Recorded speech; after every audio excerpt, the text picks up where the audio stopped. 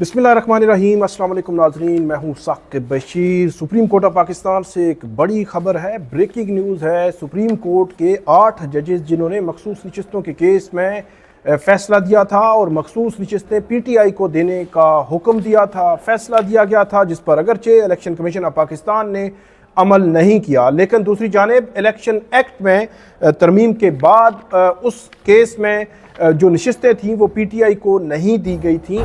जिसके बाद जो कौमी असम्बली के स्पीकर हैं उन्होंने एक ख़त लिखा इलेक्शन कमीशन ऑफ पाकिस्तान को कि इलेक्शन एक्ट में तरमीम हो चुकी है, तो इसलिए ये नशिस्तें जो है वो PTI को नहीं मिल सकती, बल्कि उन्हीं पोलिटिकल पार्टीज़ को मिलेंगी जो पोलिटिकल पार्टीज़ पहले जिनको मिली थी। तो इलेक्शन कमीशन का इजलास भी चल रहा था। दूसरी जानिब सुप्रीम कोर्ट के 8 जजेस की जानिब से 2 सफ़ात पर मुश्तमिल क्लैरिफिकेशन जो है वो जारी हुई है। 5 इसके जो है वो 6 पैराग्राफ हैं। 8 जजेस की जानिब से ये जो है वो क्लैरिफिकेशन जारी की गई है। 18 अक्टूबर की तारीख इसमें लिखी गई है, जिसमें जस्टिस मंसूर अली शाह, जस्टिस मुरीब अख्तर, मोहम्मद अली मजहर, आयशा मलिक, अतर मिनल्ला, हसन अजहर रिजवी, शाहिद वहीद और इरफान सादात खान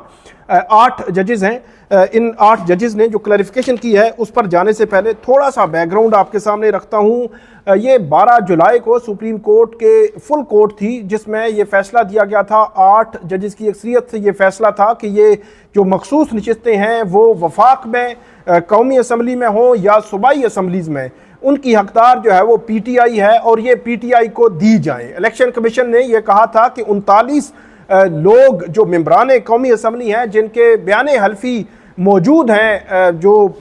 इलेक्शन कमीशन के पास, उनके बयान हल्फी लेने के बाद और 41 जो रह गए हैं उनके बयान हल्फी लेने के बाद तमाम 80 मेंबरान जो कौमी असम्बली हैं उनकी तनासब के मुताबिक उनको मखसूस नशिस्तें दी जाएं, ये कहा गया था। और इसी तरह सूबाई असम्बलीज में भी यही प्रैक्टिस जो है वो PTI ने इस पर अमल किया। दोनों जो है वो जानिब से इस पर जो है वो अमल किया गया। PTI को यह कहा गया था कि आप 39 के एफिडेविट जमा है, 41 मेंबरान के एफिडेविट जमा कराएंगे। जो एफिडेविट जो मुकर्ररा वक़्त था उस वक़्त के दौरान PTI ने इलेक्शन कमीशन में जमा करा दिए, लेकिन इलेक्शन कमीशन की जानिब से इसमें डिले आता रहा। 12 जुलाई का फैसला था, 12 जुलाई, 12 अगस्त, 12 सितंबर और 12 अक्टूबर। तो आप इससे अंदाज़ा लगा लें कि 3 मंथ हो गए हैं, इलेक्शन कमीशन ने इस पर अमल दरामद नहीं किया। शुरू में तो इलेक्शन कमीशन जो है वो इसका इंतजार करता रहा कि क्योंकि सुप्रीम कोर्ट ऑफ पाकिस्तान ने 15 दिन दिए थे जो आज़ाद उम्मीदवार डिक्लेयर किए गए थे 41, कि वो 41 आज़ाद उम्मीदवार 15 दिनों में किसी भी पॉलिटिकल पार्टी के लिए एफिडेविट इलेक्शन कमीशन में जमा करा सकते हैं और उसके बाद वो उस पॉलिटिकल पार्टी के कंसिडर होंगे। वो एक मखसूस टाइम था जिसके बाद 15 दिनों के बाद इलेक्शन कमीशन को कहा गया था कि वो उस पर स्क्रूटनी करने के बाद, अपना प्रोसेस मुकम्मल करने के बाद उस पर अमल दरामद करेगा। तो उसमें तकरीबन 1 मंथ या इससे ज़्यादा जो है वो टाइम था। तो इलेक्शन कमीशन ने अमल दरामद जो 12 जुलाई का फैसला था उस पर अमल दरामद में डिले दर डिले जो है वो करता रहा। इस दौरान ये हुआ कि हुकूमत पाकिस्तान जो हुकूमत है, हुक्मरान इत्तेहाद है, उनकी जानिब से इलेक्शन एक्ट में एक तरमीम की गई। उस इलेक्शन एक्ट में तरमीम करने के बाद उसका ये कहा गया कि इसका इतलाक माजी से होगा और उसमें यह कहा गया कि कोई भी आज़ाद उम्मीदवार, उसके पास 3 दिन है, वो 3 दिनों के अंदर अगर किसी पॉलिटिकल पार्टी में शामिल हुआ है तो उस पॉलिटिकल पार्टी का वो कंसिडर होगा। अगर वो नहीं हुआ तो उसका जो उसको आज़ाद जो है वो तस्वर किया जाएगा। इस रेशो के मुताबिक सुन्नी इत्तेहाद काउंसिल को इलेक्शन जो स्पीकर कौमी असम्बली है उन्होंने कहा कि वही पार्लिमानी पार्टी है और वही जो है वो एक्टिव रहेगी। जो सुन्नी इत्तेहाद काउंसिल ने बयान हल्फी जमा कराए थे वही कंसिडर होंगे। और इलेक्शन कमीशन को स्पीकर कौमी असम्बली ने यह खत लिखा कि क्योंकि इलेक्शन एक्ट में तरमीम हो चुकी है, क्योंकि इलेक्शन एक्ट में तरमीम होने के बाद इसका माजी से इतलाक हो चुका है और क्योंकि माजी से इतलाक होने के बाद 12 जुलाई का जो सुप्रीम कोर्ट ऑफ पाकिस्तान का जो फैसला है वो इलेक्शन एक्ट में तरमीम के बाद गैर मुअस्सर हो चुका है, तो इसलिए इलेक्शन कमीशन ऑफ पाकिस्तान वो सारी मखसूस नशिस्तें मुस्लिम लीग नून, इसी तरह पीपल्स पार्टी, JUIF और सारी पॉलिटिकल पार्टीज को दे। इसमें हम हमेशा से ये बात करते रहे हैं कि ये माले गनीमत हुकूमत लेने के लिए सर तोड़ जो है वो बाजी लगा रही है और हुकूमत की जानिब से कोशिश की जा रही है। फिर एक बड़ा ही अहम सवाल जो है वो सामने आया था कि खैबर पख्तूनख्वा जहां सूबाई असम्बली में किसी एक पॉलिटिकल पार्टी की अगर एक्चुअल जो सूबाई असम्बली की नशिस्तें हैं वो 2 हैं, तो उनको तनासब में 5 जो है वो मखसूस नशिस्तें कैसे मिल सकती हैं, ये तनासब कैसे हो सकता है। फिर एक सवाल ये भी आया था कि जो मखसूस नशिस्तें हैं तमाम पॉलिटिकल पार्टीज को फर्ज करें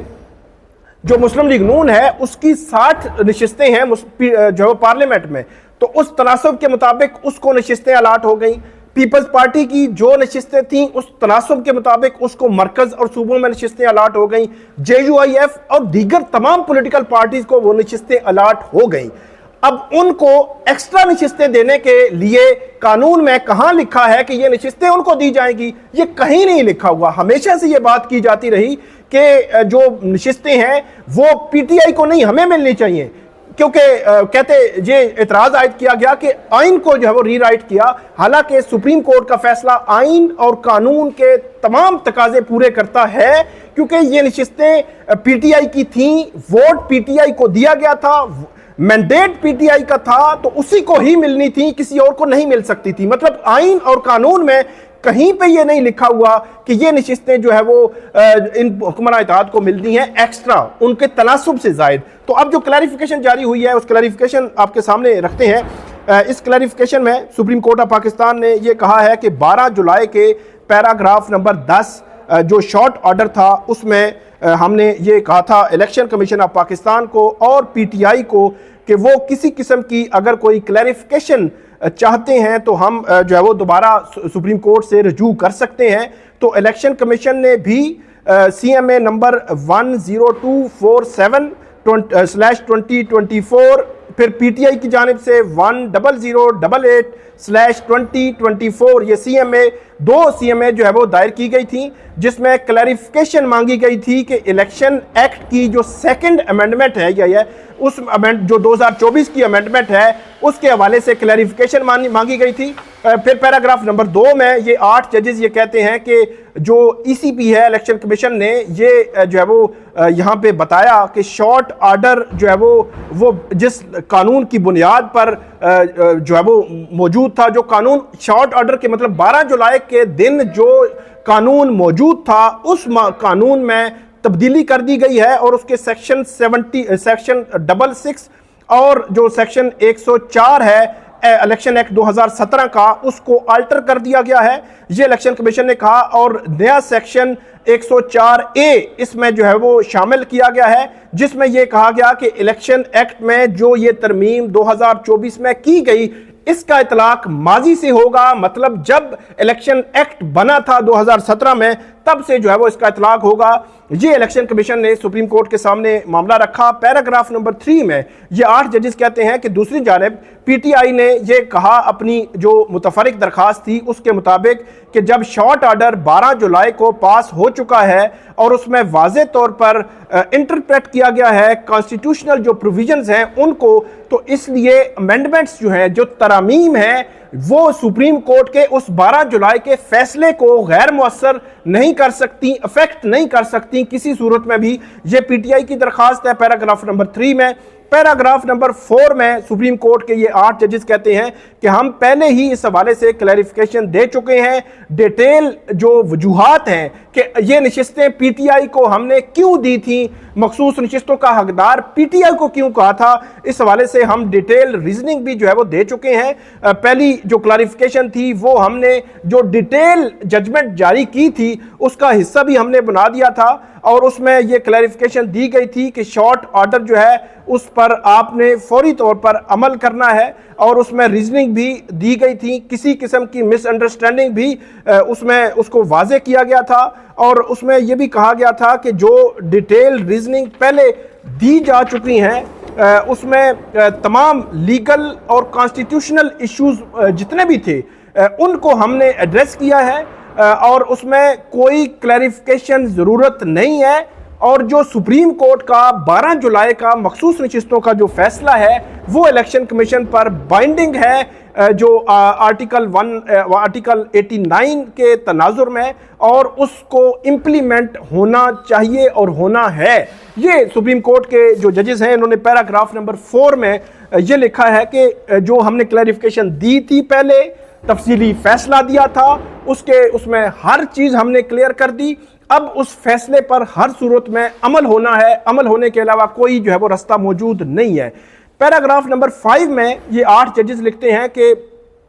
जो पीटीआई है और कमीशन है उसकी जानिब से सेकंड क्लैरिफिकेशन, क्योंकि उसके हवाले से कहा गया है तो इसलिए हम सिंपली इसको क्लैरिफाई करते हैं और ये जो है वो वाजे करते हैं कि ये तयशुदा उसूल है, तयशुदा कानून है कि किसी भी अमेंडमेंट का, इलेक्शन एक्ट की अमेंडमेंट जो है वो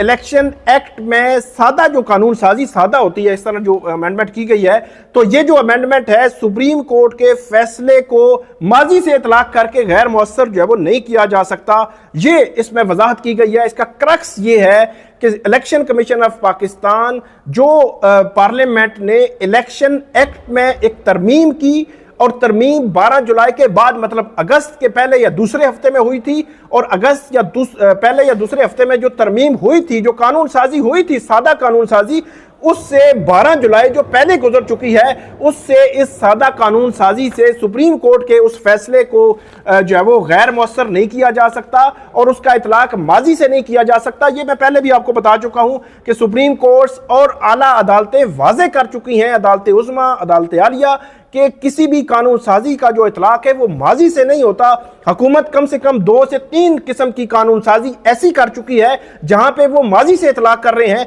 एक तो ये मखसूस नशिस्तों वाली कानून साजी है, इसके अलावा जो इलेक्शन एक्ट में तरमीम की गई थी, जब इलेक्शन खत्म हो चुके थे, ट्राइब्यूनल्स बन चुके थे, तो मई या जून में हुकूमत ने यह तरमीम की कि इलेक्शन जो ट्राइब्यूनल्स हैं वो जो है वो रिटायर्ड जज भी लग सकते हैं और इलेक्शन ट्राइब्यूनल को इलेक्शन कमीशन तब्दील भी कर सकता है। तो उस तनाजुर में उसकी बहुत अहमियत है। हुकूमत जो है वो जब कानून साजी कर रही है उससे माजी से इतलाक कर रही है हर किस्म की कानून साजी का। तो ये एक अहम और मामला है। इसमें सुप्रीम कोर्ट ने जो पैराग्राफ नंबर 5 है, इसमें सुप्रीम कोर्ट के 8 जजेस ने यह कहा है कि कोर्ट ने शॉर्ट ऑर्डर में जो रिलीफ दिया है उस पर जो पॉलिटिकल पार्टीज के हवाले से भी वजाहत की है, और उसमें यह कहा गया है कि जो शॉर्ट ऑर्डर में यह कहा गया है कि इलेक्शन कमीशन को जो इलेक्शन एक्ट में जो तरमीम की गई है वो सुप्रीम कोर्ट के फैसले पर अमल दरामद से नहीं रोक सकती। कोई जो वो बाइंडिंग नहीं है, सुप्रीम कोर्ट के फैसले पर इलेक्शन कमीशन ने हर सूरत अमल करना है, कोई रुकावट जो है वो ऐसी मौजूद नहीं है। ये इसमें वाजे कर दिया गया है कि एक तो माजी से इतलाक करके सुप्रीम कोर्ट के फैसले को गैर मौसर नहीं किया जा सकता, और इलेक्शन एक्ट में जो बाद में तरमीम की गई है उस तरमीम से पहले वाले फैसले, पहला जो 12 जुलाई का फैसला था, इलेक्शन कमीशन उस पर अमल करने का पाबंद है सुप्रीम कोर्ट के फैसले पर, और जो इलेक्शन एक्ट में तरमीम की गई है वो उसको नहीं रोक सकती इस फैसले पर अमल करने से। आखिरी जो पैराग्राफ है, पैराग्राफ नंबर 6 है, इसमें सुप्रीम कोर्ट के 8 जजेस ने यह कहा है कि हम जो है वो ऑफिस है सुप्रीम कोर्ट का, इसको ये डायरेक्शन दे रहे हैं कि वो इस क्लैरिफिकेशन को इलेक्शन कमीशन ऑफ पाकिस्तान को भी भेजे, और पीटीआई के जो रिप्रेजेंटेटिव हैं जिन्होंने ये दरखास्त दायर की थी क्लैरिफिकेशन के लिए, उनको भी ये सेंड करे, और इस क्लैरिफिकेशन को सुप्रीम कोर्ट की वेबसाइट पर भी अपलोड किया जाए। यह वाज़े तौर पर कहा गया है। ये 2 सफ़ात का वजाहत है। इस वजाहत में बहुत कुछ लिखा गया है। ऐसे लगता है कि इलेक्शन कमीशन ऑफ पाकिस्तान पे जो प्रेशर डाला जा रहा था हुकूमत की जानिब से, उमूमी तौर पर यह बात आ रही थी कि यह एक पॉसिबिलिटी मौजूद है कि इलेक्शन कमीशन ऑफ पाकिस्तान मखसूस नशिस्तें वो माले गनीमत बांट दे उन पॉलिटिकल पार्टीज में, पीटीआई जो मुस्लिम लीग नून है या जो पीपल्स पार्टी है, और वो मखसूस नशिस्तें हुकूमत वक्त को मिलने के बाद उस पर हुकूमत जो है वो उस पर कानून साजी करे, और उसमें मखसूस नशिस्तें हासिल करने के बाद कानून साजी का उनको हिस्सा बना दे और तरह तरह की कानून साजी कर दे, जिसमें सबसे बड़ी इंडिपेंडेंस ऑफ जुडिशरी को कंट्रोल करना जो है वो शामिल है। अब ऐसे लगता है कि इस वजाहत के बाद इलेक्शन कमीशन ऑफ पाकिस्तान ये नशिस्तें हुकूमत वक्त को नहीं देगा। रात से ये खबरें आ रही थी कि हुकूमत ने जो उनके मखसूस नशिस्तें जिनको पहले मिली थी, जिनकी कलअदम करार दी गई थी ख़त्म कर दी गई थी, उन तमाम को इस्लामाबाद पहुंचने की हदायत की थी। इलेक्शन कमीशन ने आज ही ये इजलास जो है वो रखा हुआ था